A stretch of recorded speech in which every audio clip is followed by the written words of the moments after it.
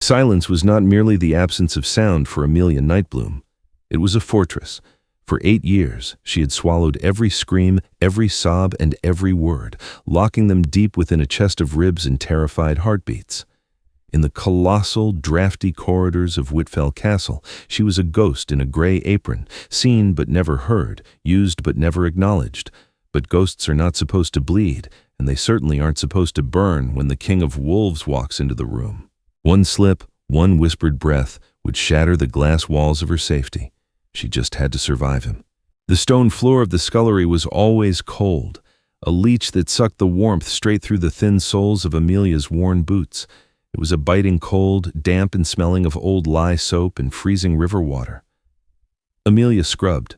Her hands, red and chapped, moved in a rhythmic circle, the stiff bristles of the brush scraping against the granite. Scrape, swish, scrape, swish. The rhythm was her meditation, the only thing that kept the panic from clawing up her throat. 8 years. She counted the years by the winters. This was the 8th winter since her family's pack had been obliterated, erased from the maps by political treachery that left her an orphan in enemy territory. To speak was to reveal her accent, her lineage, her truth. So she had become the mute maid, the girl with the damaged throat, the simpleton who scrubbed and polished and vanished into the shadows. "Faster, you useless mute!" The screech of Rosalind Greycourt shattered the morning calm. Rosalind, the head housekeeper, was a beta wolf with a temperament that soured milk. Her heels clicked sharply against the stone as she loomed over Amelia. Amelia didn't flinch. She had learned long ago that flinching only invited a second strike. Instead, she bowed her head lower, exposing the nape of her neck in a gesture of absolute submission, and scrubbed harder. The water in her bucket was turning gray, mirroring the pre-dawn sky outside the high, barred windows. "The king returns tonight," Rosalind hissed, her voice trembling with a mixture of excitement and terror. "Alpha, Marcus, and if he finds a single speck of dust, a single streak on the silver, it will be my head, and if it is my head, girl, I will make sure yours rolls first. Marcus." The name sent a ripple of unease through the castle staff. Marcus Whitfell, the Alpha King, the warlord of the North. Stories of him were whispered in the servants' quarters after the candles were snuffed out. Stories of a wolf the size of a warhorse, with fur as black as a starless night and eyes that could peel the soul from a body. He had been away at the border wars for 3 years. The castle had breathed easier in his absence, the oppressive weight of his dominance lifted. But now, the heavy atmosphere was returning, settling like a thick blanket of snow on the roof. Amelia stood, her knees cracking, and picked up the heavy bucket. She nodded to Rosaline, keeping her eyes fixed on the beta's polished shoes. "Don't just nod at me like a dullard," Rosaline snapped, though the bite was lesser than usual. She was too distracted by her own nerves. "Go to the west wing, prepare the king's chambers, change the linens, lay the fire, and stay out of sight. If he sees a rat like you scurrying about, he might just snap your neck for sport." Amelia scurried away, clutching the bucket handle until her knuckles turned white. The west wing, his territory. As she moved through the castle, the sensory details of the impending arrival were everywhere. The air smelled different today, sharper, laced with the metallic tang of polished armor and the earthy scent of pine brought in with the firewood. The other servants moved with frantic energy, their heartbeats audible to Amelia's sensitive hearing. Thump, thump, thump, thump. Fear was a percussion instrument, beating a frantic tempo against the stone walls. She reached the king's chambers. The double doors were heavy oak, carved with the intricate saga of the first wolves. Pushing them open, she was hit by a scent that had lingered even after 3 years of absence. It was faint, buried under dust and neglect, but unmistakable. Storms and cedarwood. It was a scent that made the wolf dormant inside her stir, a dangerous, foolish thing. She suppressed it instantly, visualizing a cage locking the beast away. She was human here, just a human girl with no voice. The room was vast, dominated by a 4-poster bed draped in heavy velvet, the color of dried blood. A massive stone fireplace took up one wall, cold and dark. Amelia set to work. She stripped the bed, the linen smelling of stale lavender, and replaced them with fresh sheets crisp from the winter line. She dusted the heavy mahogany desk, her fingers brushing over maps and sealed scrolls. Outside, the wind began to howl, rattling the leaded glass panes. A storm was coming, Or perhaps the storm was already here, riding a black horse towards the gates. Amelia knelt before the hearth, stacking logs with trembling hands. She struck the flint, nursing a spark into a flame. As the fire caught, casting dancing orange shadows across the room, she caught her reflection in the dark window pane. Pale skin, dark circles under eyes that held too many secrets, and lips pressed into a thin white line. Silence, she reminded herself. Silence is your shield. Silence is your survival. But as the first howl of a wolf pack echoed from the valley below, signaling the king's approach, Amelia felt a crack in her shield, a premonition. The silence was about to get very, very loud. The arrival of the Alpha King was not a fanfare, it was an earthquake. Amelia was hidden in the shadowed alcove of the upper gallery, clutching a feather duster like a weapon, peering through the balustrade. The great oak doors of the entrance hall groaned open, admitting a gust of snow and wind that instantly dropped the temperature in the cavernous room. Torches flickered violently. The scent hit her first, a tidal wave of it. It was the same cedarwood and storm smell from the bedroom, but amplified 1,000 times. It smelled of ozone, of fresh blood, of deep ancient forests where sunlight never touched the ground. It was an alpha's scent, potent enough to make the knees of the beta guards buckle. Then he entered. Marcus Whitfell was a monolith of a man. He wore black leather armor battered by battle, a heavy fur cloak draped over broad shoulders that seemed to carry the weight of the mountain itself. His hair was dark, wet with melted snow, plastered against a forehead etched with exhaustion and ruthlessness. But it was his eyes that froze Amelia's breath in her lungs. Even from this distance, they burned. Gold. Molten, shifting gold that scanned the room not like a man greeting his home, but like a predator assessing a hunting ground. Beside him strode Edgar Hawkhurst, his second in command, a wiry man with cruel eyes and a perpetual sneer. And behind them, a retinue of warriors, all radiating aggression and fatigue. "Dinner," Marcus said. His voice was a low rumble, a sound that vibrated in the floorboards beneath Amelia's feet. It wasn't a request. "And wine. Now." The staff scattered like frightened birds. Amelia tried to retreat into the shadows, to slip away to the safety of the kitchens, but Rosalind's hand shot out from a doorway, gripping Amelia's arm with bruising force. "You!" Rosalind hissed, her face pale. "Penelope has fainted. The silly girl couldn't handle the aura. You have to serve the wine." Amelia shook her head frantically, her eyes widening. "No, no, please." To serve him was to be close to him. To be close to him was to risk him smelling her fear, or worse, smelling the truth of what she was. "Do it!" Rosalind shoved a heavy silver pitcher into Amelia's hands. "Or I'll have you thrown out into the snow tonight. Do you think you'll survive the blizzard, Mute?" The threat was real. To be cast out was death. Amelia gripped the cold silver handle, her heart hammering against her ribs like a trapped bird.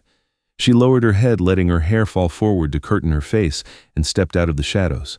The dining hall was tense. The warriors ate with savage hunger, the only sounds the clinking of cutlery and the tearing of meat. Marcus sat at the head of the table, isolated by his own power. He hadn't touched his food. He was staring into the fire, one hand wrapped around a goblet, his expression unreadable. Amelia moved around the table, filling cups. She moved with practiced silence, a ghost in the periphery. Don't look at him. Don't breathe too deeply. Just pour. She reached Edgar Hawkhurst first. He leered at her as she poured, his hand brushing unnecessarily against hers. Amelia recoiled internally, but kept her hand steady. "A Mute serving wine?" Edgar chuckled, the sound grating. "At least she won't gossip, eh, Marcus?" Marcus didn't answer. He didn't even look up. Amelia moved to the head of the table, to the king. Up close, the sheer heat radiating from him was staggering. He was a furnace.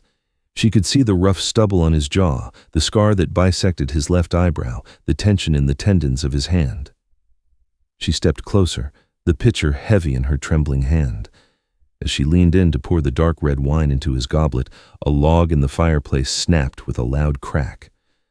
Amelia flinched. It was a tiny movement, a microscopic jerk of her wrist, but it was enough. A single drop of wine splashed onto the Alpha King's hand. The silence in the room became absolute. It was a vacuum, sucking the air out of the hall. Every fork stopped moving. Every breath was held. Amelia froze. Her blood turned to ice. She stared at the crimson droplet on his skin, vivid against the tan-scarred flesh. Slowly, terrifyingly slowly, Marcus turned his head. He looked at the drop of wine. Then, his gaze traveled up the pitcher, up Amelia's trembling arm, past her hidden neck, and locked onto her eyes. For the first time in 8 years, Amelia felt truly seen. His golden eyes bored into hers, stripping away layers of defense. He didn't look angry. He looked curious, intense, like a wolf who had just caught a scent on the wind that didn't belong. He lifted his hand, bringing the drop of wine to his lips, licking it off with a slow, deliberate movement, his eyes never leaving hers. "Clumsy," he murmured. The word was soft, but it carried the weight of a judgment. Amelia dropped to her knees, bowing her forehead to the floor, her body trembling violently. She waited for the blow. She waited for the shout. "Get up," he commanded.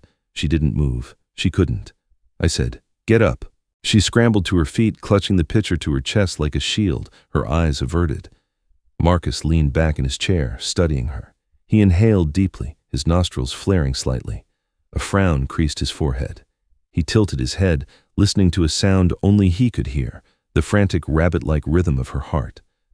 "Leave us," Marcus said to the room. Edgar paused with a fork halfway to his mouth. "My king?" "Everyone out," Marcus growled, a warning rumble lacing his tone, except the girl. The heavy doors groaned shut, sealing the dining hall. The sound echoed like a dungeon gate closing. Amelia stood alone in the vast candle-lit space with the most dangerous creature on the continent. The long oak table stretched between them, a barrier that felt woefully inadequate. Marcus remained seated, his posture deceptively relaxed, but Amelia knew better. She watched the way his fingers tapped rhythmically against the armrest of his chair, not a nervous tick, but a count, a calculation. "Come here," he said. It wasn't a shout, it was a gravitational pull. Amelia took a step forward, then another.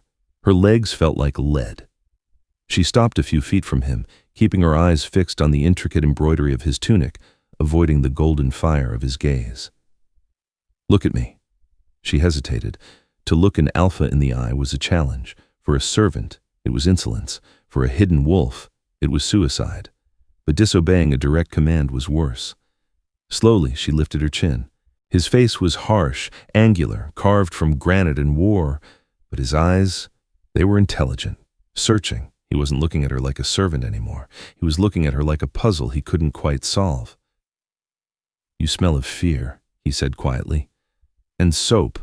And," he trailed off, leaning forward slightly, "something else? Something buried under the ash?" Amelia's heart skipped a beat. She held her breath, willing her scent to remain neutral, human, dull. "I am stone, I am nothing."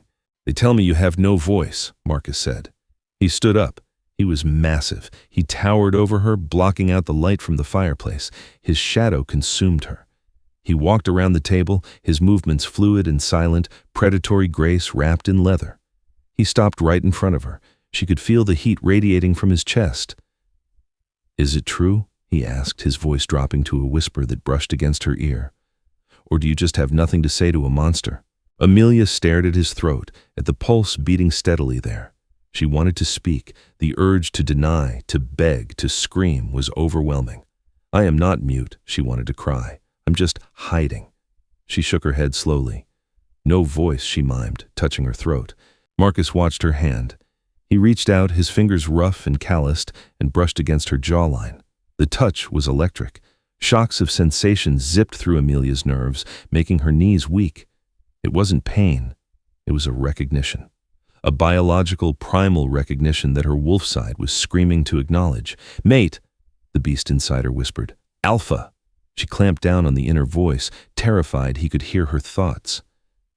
"Open your mouth," he ordered gently. Amelia froze. "Let me see." If he looked, he would see no scars on her vocal cords. He would see a healthy throat. He would know she was lying. She took a step back, shaking her head frantically. Tears pricked at the corners of her eyes. "Please, don't make me." Marcus paused. He saw the genuine terror in her eyes, not the fear of a servant for a master, but the terror of prey caught in a trap. Something in his expression softened. The golden fire dimmed to a simmering ember. "You were terrified of me," he stated. It wasn't a question. He sounded almost disappointed. "Like all the rest." He dropped his hand. The loss of contact left Amelia's skin cold. "Go," he said, turning his back to her. "Get out of my sight. The silence is too loud." Amelia didn't wait. She turned and fled, her boots slipping on the polished stone. She ran through the corridors, tears finally spilling over her cheeks. She ran until she reached the small, freezing attic room she shared with the Linens. She collapsed onto her cot, pulling her knees to her chest. She was shaking uncontrollably. He had touched her, he had smelled her, and worse, she had felt it, the pull, the bond. It was faint, suppressed by her years of denial and his exhaustion, but it was there. A golden thread connecting her terrified heart to his ancient, powerful one. Marcus Whitfell was her fated mate, and if he found out who she really was, the daughter of the traitor pack that had murdered his father, he wouldn't kiss her, he would kill her. Down in the great hall, Marcus stood by the fire, staring at the hand that had touched her face. The scent still lingered on his fingertips. Soap, ash, and underneath it all, winter jasmine. It was a scent he hadn't smelled in years, a scent that belonged to highborn wolves, not scullery maids. "Edgar," he called out, not turning around. The shadow in the doorway shifted, and his second-in-command stepped forward. "My king?" "The mute girl," Marcus said, rubbing the tips of his fingers together. "Find out where she came from. Find out who she was before she stopped speaking." Edgar's eyes narrowed. "She's just a scrub, Marcus. Why does it matter?" Marcus turned, the firelight catching the feral glint in his eyes. "Because," he growled low in his chest, "I think she's lying." The days following the Alpha King's return bled into a gray haze of terror for Amelia. The castle, once a cavern of predictable misery, had transformed into a cage lined with invisible tripwires. Every shadow felt like it held a pair of golden eyes. Every corner seemed to hide the sharp, sneering visage of Edgar Hawkhurst. Edgar was hunting. Amelia could feel it in the way the air stiffened whenever he entered a room. He didn't prowl like Marcus. He skittered like a spider, weaving webs of questions among the staff. "Where did the mute come from?" Amelia heard him ask the cook, Mrs. Gable, over the chopping of carrots. "Who brought her here? Was it during the purge of the southern packs?" Mrs. Gable had shrugged, her heavy shoulders rising and falling indifferently. "She was just here, like the rats in the cellar. Came in with a batch of refugees 8 winters back, silent as a stone from day one. Don't know why you care, my lord. She's just a pair of hands." But Edgar cared. His beta instincts, sharper than most gave him credit for, had latched onto his king's suspicion. To survive, Amelia tried to become smaller. She scrubbed herself with harsh lye soap twice a day until her skin was raw and red, desperate to scour away the lingering scent of winter jasmine that Marcus had detected. She rubbed ash from the hearth into her hair to mask the shine. She hunched her shoulders, marring her natural posture, forcing her body into the shape of a broken thing. But fate, it seemed, had a cruel sense of humor. 3 days after the dinner, a summons arrived, not from Edgar, but from the king himself. "He wants you in the library," Rosalind announced, her lips pursed so tight they were white. Jealousy radiated off her in waves. "To clean the high shelves. Apparently the other maids are too clumsy for his precious scrolls." Amelia's stomach dropped. The library was Marcus's sanctuary. She entered the room like a thief, the heavy oak door closing silently behind her. The library was a masterpiece of architecture, a 2-story rotunda lined with floor-to-ceiling bookshelves, smelling of old paper, leather, and the heavy, intoxicating scent of him. Marcus was there, seated at a sprawling desk near the fire, reviewing distinct piles of parchment. He didn't look up when she entered, but his pen stopped moving. "The ladder," he said, his voice low and vibrating through the quiet room. "The shelves on the east wall, they are covered in soot." Amelia nodded to his back and grabbed the heavy wooden ladder. She dragged it to the east wall, the scrape of wood on stone sounding deafening to her ears. She climbed, her heart hammering a frantic rhythm against her ribs. Just clean and leave. She reached the top shelf and began to dust the leather-bound spines of ancient history texts. From her vantage point, she dared a glance down. Marcus had resumed writing, but his posture was rigid. He was like a coiled spring. "My beta tells me you have no family," Marcus said suddenly. He didn't shout. The acoustics of the room carried his deep voice straight to her. Amelia froze, her hand hovering over a book titled Lineages of the High North. She gripped the latter, her knuckles white. He tells me you arrived 8 years ago, the same year the Nightbloom pack was destroyed for treason. Amelia's breath hitched. A tiny, involuntary sound, a soft gasp, escaped her lips.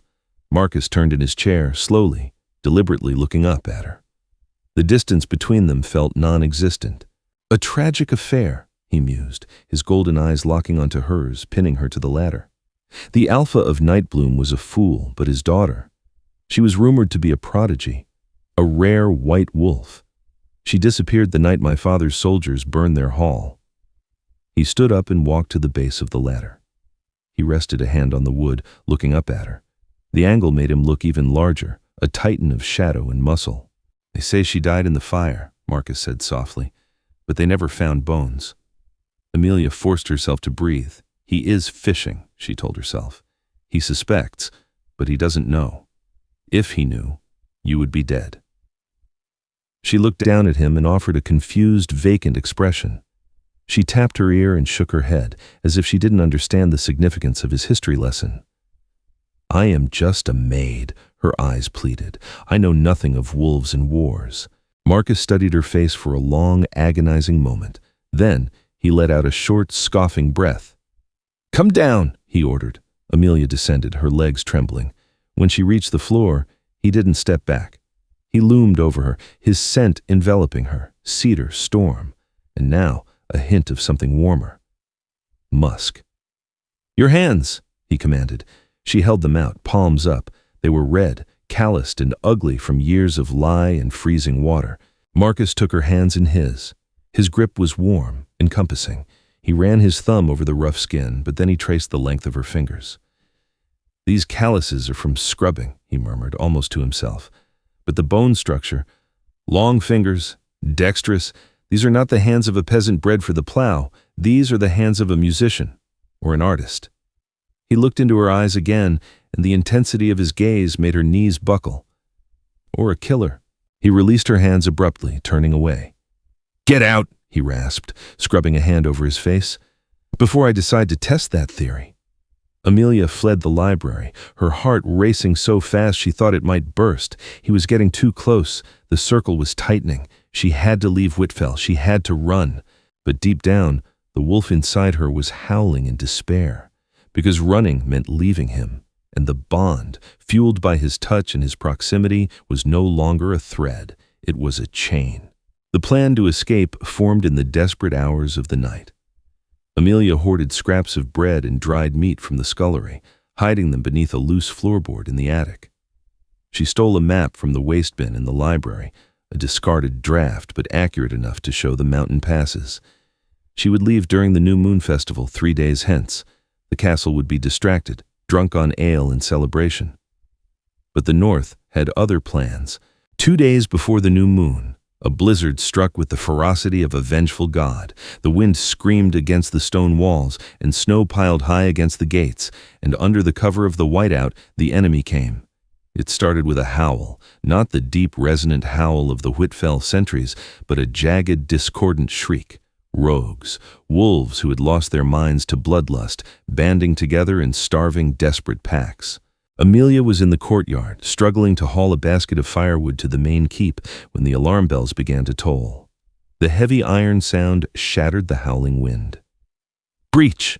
North wall! The courtyard erupted into chaos. Guards shifted mid-stride, clothes tearing as they exploded into their wolf forms, massive gray and brown beasts that snarled and charged toward the gates. Amelia dropped the wood and pressed herself against the cold stone of the well, trying to make herself invisible. She watched as the heavy gates buckled, wood splintered, and then they poured in.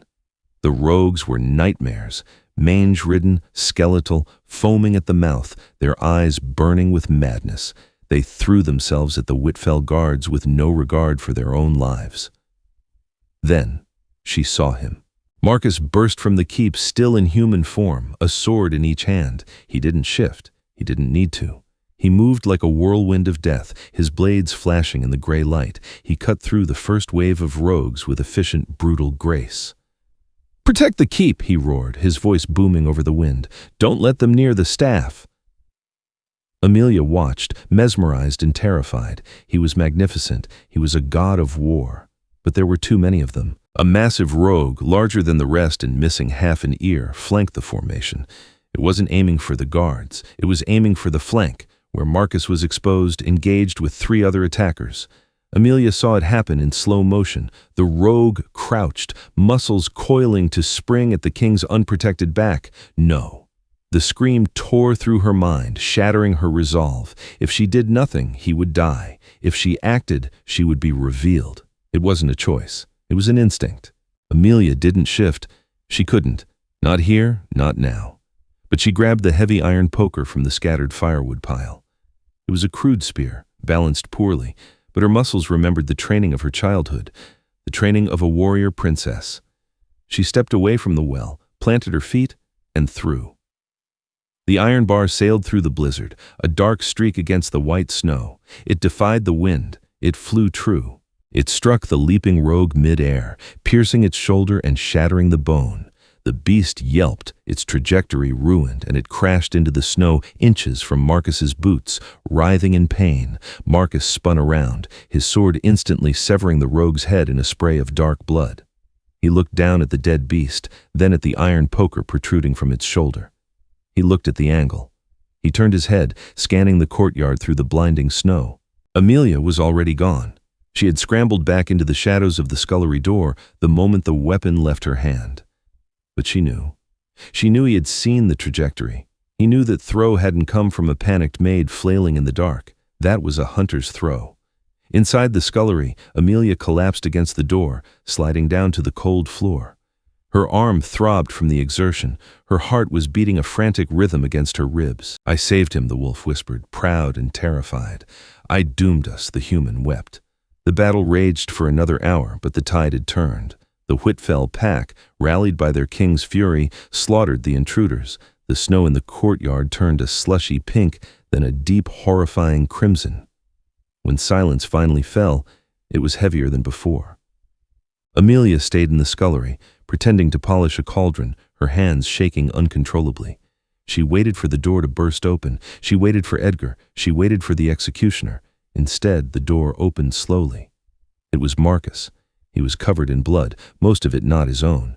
His chest heaved with exertion, steam rising from his skin in the freezing air. He held the iron poker in his hand. He walked into the room, the other servants fleeing at the sight of his blood-soaked form. He stopped in front of Amelia. He dropped the iron bar onto the stone floor with a heavy clang. "Clean it," he said. His voice was rough, wrecked from shouting. Amelia looked up, her eyes wide. He stared at her, his expression unreadable. There was no accusation, no interrogation, just a burning, intense acknowledgement.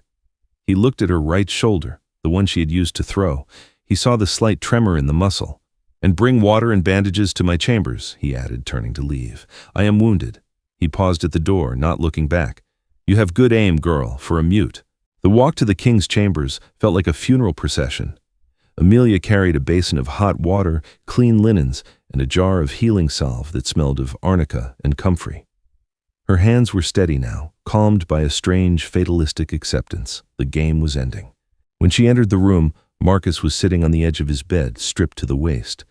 The firelight danced over his skin, highlighting the tapestry of scars that mapped his history of violence. A fresh gash ran across his ribs, not deep enough to be fatal, but ugly and weeping blood. He didn't look up as she approached. He simply gestured to the wound. Amelia set the basin down on the nightstand. She wrung out a cloth in the steaming water and began to clean the wound. She worked with efficient tenderness, her fingers brushing against his hot skin. Every touch sent a jolt through her. The mate bond was singing, a high, clear note of rightness that drowned out her fear. Marcus sat like a statue watching her hands. He hissed slightly when the antiseptic salve touched the raw flesh. "Easy," he grumbled. Amelia paused, her hand hovering over his chest. She met his eyes. For a moment, she forgot her station. She glared at him, a silent reprimand for being a baby about a scratch.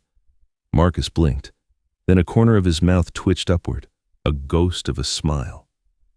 "You have fire in you," he murmured. "I saw it today." Amelia went back to bandaging him, wrapping the white linen around his torso. She had to lean in close to pass the bandage behind his back. Her cheek brushed against his bare shoulder. The scent of him, blood, snow, and cedar, filled her nose. She felt his breath hitch. His heart rate accelerated, a thumping drum against her ear. "Why did you save me?" he asked. His voice was barely a whisper, intimate and dangerous. Amelia tied the knot of the bandage, her fingers lingering for a split second too long on his chest. She stepped back, picking up the basin to leave. Marcus's hand shot out, grabbing her wrist, not hard but firm. An anchor. "Answer me," he said, "and don't you dare give me silence." Amelia looked at his hand on her wrist, then up at his face. The golden eyes were pleading now, warring with the Alpha's command. She couldn't speak. She physically couldn't. 8 years of silence had created a mental block that was harder to break than any physical gag. But she could not lie to him anymore. She set the basin down. With her free hand, she reached into the pocket of her apron and pulled out a small, dried flower she had kept pressed in a locket she wasn't supposed to have. A winter jasmine. She placed the fragile, dried blossom in his large, blood-stained palm. Marcus stared at the flower. His eyes widened. The realization hit him like a physical blow. Winter jasmine was the sigil of the Nightbloom pack. It was a scent, a symbol, a declaration of identity. He looked up at her, shock rewriting the harsh lines of his face. "Nightbloom," he breathed. "Amelia Nightbloom." The name hung in the air, heavy and forbidden. Amelia didn't deny it. She stood tall, straightening her spine, shedding the hunch of the servant. She lifted her chin, looking him dead in the eye with the pride of an Alpha's daughter. "Yes," her eyes said, "I am the enemy in your house." Marcus stood up, towering over her. The air in the room crackled with energy. This was the moment he should call the guards. This was the moment he should execute the traitor. Instead, he stepped closer, invading her space until their bodies were almost touching. He raised his hand, not to strike, but to cup her face. His thumb traced her lower lip.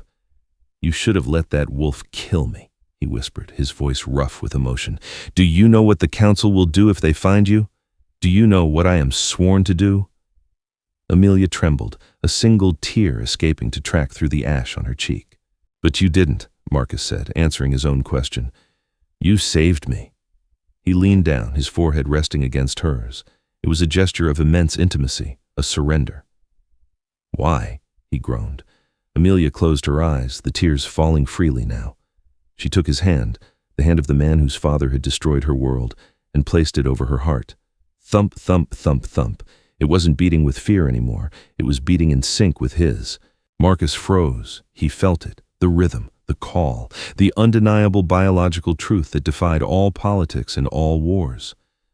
"Moon goddess, have mercy," he whispered against her lips. "You are mine." The revelation hung in the air, fragile as frost on a window pane. Mine. The word was a vow, but it was also a sentence. Marcus locked the heavy oak doors of his chambers, the click of the iron bolt echoing like a gunshot.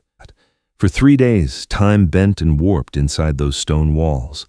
To the castle staff outside, it was a scandal of salacious proportions, the Alpha King taking a mute maid as a mistress. Whispers slithered through the stone corridors like vipers, carrying venomous rumors to every ear in the stronghold. But inside, the reality was far more dangerous. It was a quiet, desperate worship. They existed in a suspended reality, a fragile bubble of warmth amidst the encroaching winter. Marcus didn't touch her with greed. He touched her with reverence. He spent hours just watching her, sitting in the high-backed armchair by the roaring hearth while she sat on the velvet rug, the firelight dancing over her pale skin. He was learning the shape of the woman he had been trained since birth to hate. He learned that she didn't just scrub floors. On the second day, he found her tracing the lines of a dense philosophical text on his desk, The Ethics of Power by an ancient wolf scholar. When he caught her, she didn't flinch. Instead, she pulled a piece of parchment toward her and wrote, in elegant flowing script that betrayed her high-born education, "He argues that strength without mercy is just brutality. Do you agree?" It was the first conversation of many. They spoke in ink and glances, their silence louder and more profound than any spoken dialogue. He learned that her silence was not empty. It was a dam holding back a flood of grief, wisdom, and wit. He learned that she hummed soundlessly when she was thinking, a vibration he could feel if he sat close enough. But the fear was a third entity in the room, stalking the shadows. On the third night, the atmosphere shifted. The wind outside howled, rattling the leaded panes, sounding like the screams of the pack she had lost. Marcus was pacing, his shadow stretching long and agitated across the walls. "You have to leave," he said, his voice rough with suppressed panic. He stopped pacing and looked at her. "I have loyal guards, men who owe me their lives, not the council. They can get you to the southern ports by dawn. You can disappear." Amelia looked up from her book. She set it down slowly and shook her head. "No." "Amelia," he growled, dropping to his knees before her. The disparity in their size was stark.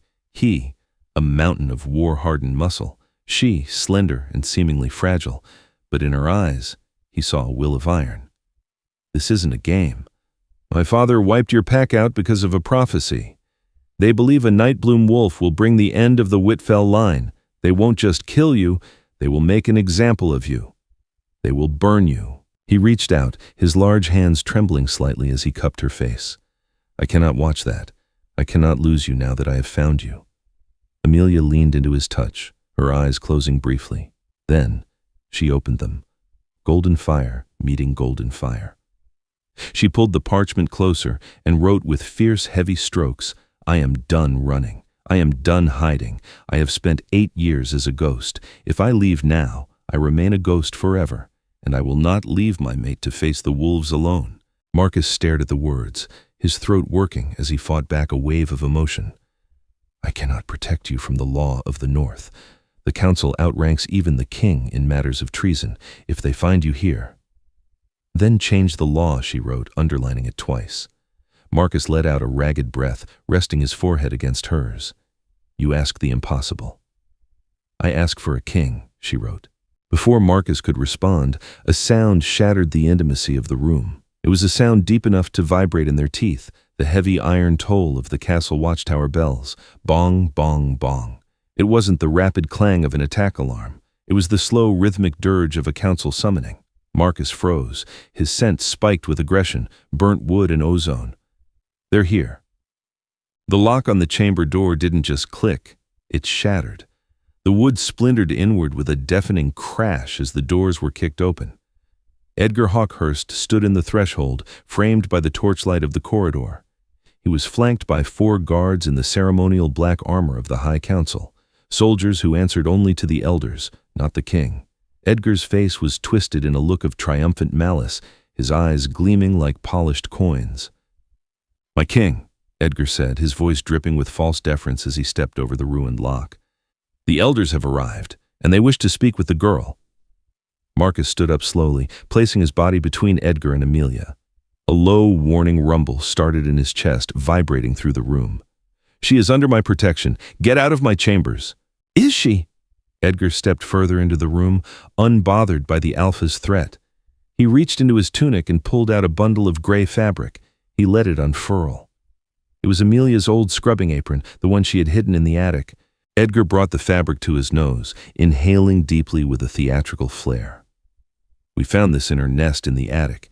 It smells of lye, ash, and something else, something unmistakable." He tossed the apron onto the floor at Marcus's feet. "It smells of winter jasmine." Edgar's eyes snapped to Amelia, who stood behind Marcus, pale but unmoving.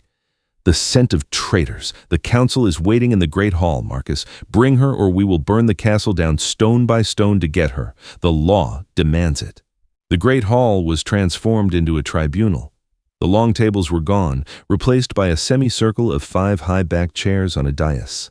In them sat the elders, ancient wolves with fur turning gray, their faces etched with the hard lines of tradition and cruelty.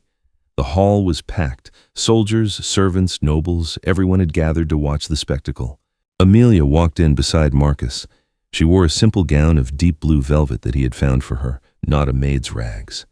Her head was held high, her hands clasped in front of her. She looked small amongst the warriors, but she walked with the grace of a queen. Amelia of the house Nightbloom, the head elder, a woman with eyes like chips of flint, intoned. Her voice echoed off the vaulted ceiling. You stand accused of survival, you stand accused of deception, and you stand accused of carrying the blood of traitors." Marcus stepped forward. "She is no traitor. She has served this house for 8 years. She saved my life during the rogue attack." "She is a Nightbloom!" the elder spat. "Her blood is poison. The prophecy states that a Nightbloom will unseat the Whitfell King." "Will you let a snake sleep in your bed, Marcus? Will you let your mate be your murderer?" The crowd gasped. The word mate had been spoken. Edgar stepped forward from the shadows. "He is compromised," he shouted to the crowd. "He has been bewitched by her scent. He cannot lead us if he is bedded with the enemy. I invoke the right of challenge. If he will not execute her, he is not fit to be king." The silence that followed was deafening. The right of challenge had not been invoked in a century. It meant a fight to the death. Marcus looked at Edgar, then at the elders, and finally at Amelia. He saw the terror in her eyes, but also the steel. She wasn't asking him to save her. She was standing with him. "I accept the challenge," Marcus said, his voice calm and cold as a glacier. "But not for the crown, for her." He stripped off his heavy cloak. "If I win, she lives. She's recognized as my maiden queen, and the Nightbloom name is cleared." "And if you lose?" Edgar asked, drawing his sword. "Then I die," Marcus said simply, "and you can do what you want with the kingdom." The circle cleared. The fight was brutal and fast. Edgar was fast, fueled by ambition and rage, but Marcus was fighting for something far more potent than power. He was fighting for his other half. They clashed, steel ringing against steel, shifting into half forms, claws extending, teeth baring. Edgar managed to slice Marcus's arm, drawing a spray of bright red blood, but Marcus didn't falter. He parried a strike, spun, and drove his shoulder into Edgar's chest, sending the beta flying across the stone floor. Edgar scrambled up, shifting fully into a massive gray wolf. Snarling, he lunged. Marcus dropped his sword. He didn't shift. He caught the wolf mid-air, grappling with the beast with his bare hands, his roar shaking the dust from the rafters. With a surge of alpha strength, he pinned Edgar to the ground, his hand clamped around the wolf's throat. "Yield!" Marcus snarled. Edgar whined, thrashing, but he didn't yield. His eyes darted to the side. Amelia saw the movement. She saw the second guard, loyal to Edgar, raising a crossbow in the shadows of the pillars. He was aiming for Marcus's exposed back. The warning stuck in her throat. The silence she had cultivated for 8 years was a wall, a physical barrier. But seeing death flying toward the man she loved shattered the bricks. The scream ripped through her, tearing at her unused vocal cords, raw and powerful. "Behind you!" The voice was not a whisper. It was a command. It resonated with the power of an alpha female, a sound that compelled obedience on a biological level. Marcus reacted instantly. He rolled to the side just as the bolt slammed into the stone where his head had been. The entire hall froze. The sound of Amelia's voice reverberated in the silence. It was raspy, deep, and undeniable. Amelia stepped forward. She didn't look at the assassin. She looked at the elders. She walked up the steps of the dais, the crowd parting for her in stunned awe. "I am Amelia Nightbloom," she said. Her voice cracked, unused to the shapes of words, but it gained strength with every syllable. "Daughter of Alpha Garrick, and I am not your enemy." She turned to face the crowd. "For 8 years I have washed your floors, I have mended your clothes, I have tended your fires, I have listened to your fears and your hopes when you thought I was nothing but furniture. I know this pack better than any of you." She pointed at the elders. "You speak of prophecies and poison, but the only poison here is hate. My father wanted peace. He was killed for it. I survived for it." She looked down at Marcus, who had risen to his feet, leaving a defeated Edgar gasping on the floor. "I am his mate," she declared, her voice ringing clear as a bell. "Not because of a curse, but because he is the other half of my soul, and if you want to kill him, you will have to tear through me first." She shifted. It happened in a burst of blinding white light. The fur that erupted was not gray or black, but pure, snowy white, the mark of the ancient royal lines of the north, a white wolf, a creature of legend. The white wolf stood on the dais, towering and magnificent, her golden eyes blazing.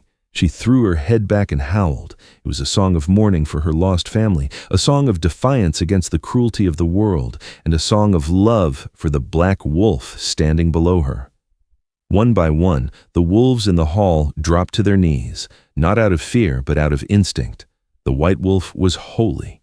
To harm her was to curse the pack for eternity. Even the elders, trembling in their high seats, bowed their heads. Marcus walked up the steps. He didn't shift. He approached the massive White Wolf and buried his hands in her thick fur. He pressed his forehead against hers. "Speak to me," he whispered.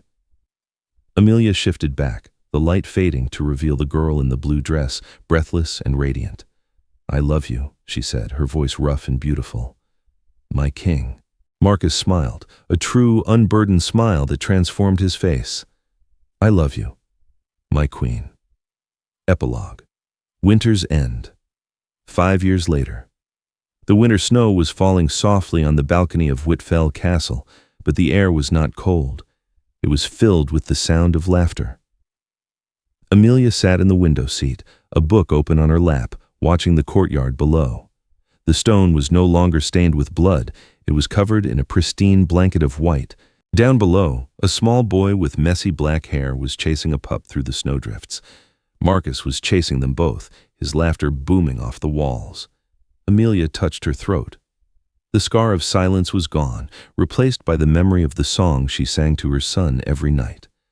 The kingdom had changed. The council had been reformed, the old prejudices slowly melting away like ice in the spring sun. The door opened, and Marcus entered, bringing the scent of pine and fresh air with him. He was graying slightly at the temples, but his eyes were as golden and fierce as ever. He walked over to her and kissed the top of her head. "What are you thinking about?" "The silence," Amelia said softly. "I was thinking about how loud it used to be." Marcus pulled her into his arms, resting his chin on her shoulder as they both looked out at their son playing in the snow. "And now?" he asked. Amelia listened. She heard the wind in the trees, the crackle of the fire, the distant chatter of the kitchen staff preparing a feast, and the steady, strong beat of Marcus's heart against her back. "Now," she smiled, leaning back into him, "it is music." In the end, Amelia Nightbloom did not just survive the Alpha King. She saved him. Her journey from the voiceless maid in the shadows to the White Queen of the North stands as a testament to the power of resilience. The curse of the Nightbloom blood was never destruction, but transformation. By finding her voice, she gave the kingdom a new language, one of forgiveness, unity, and a love that was strong enough to break the wheel of history. They ruled not by the fear of the Fang, but by the strength of the pack, proving that even in the coldest winter, spring is inevitable if you are brave enough to sing it into existence. Enjoyed this story? If Amelia and Marcus's journey warmed your heart, please like this video, share it with fellow romance lovers, and subscribe for more epic tales of fated mates and forbidden love. Let me know in the comments, would you have kept your secret or risked it all for the Alpha?